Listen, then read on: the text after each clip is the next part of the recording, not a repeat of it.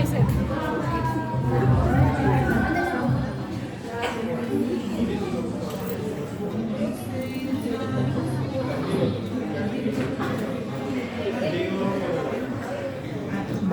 evening, everyone. Before we start our celebration, let's open our party with prayer. May I request everybody to please stand up.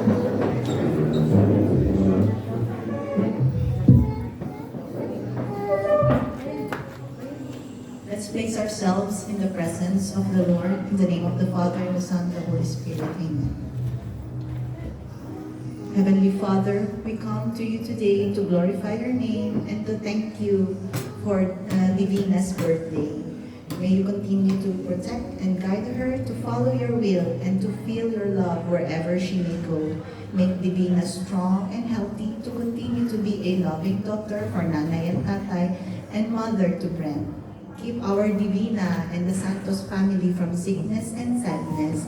And for Divina to us is truly a nice, loving, and caring sister to all of us who serves all the happiness in the world. Bless the Santos family, their friends, and all your children present here today, including our families back to our own country. May we all be grateful for your goodness. May today's celebration bring us all joy, love, and hope, and help us all to praise you and give you glory. And we bless the food. Bless us, O Lord, and these your gifts, which we're about to receive from thy bounty, through Christ our Lord. Amen. In the name of the Father, the Son, and the Holy Spirit. Amen.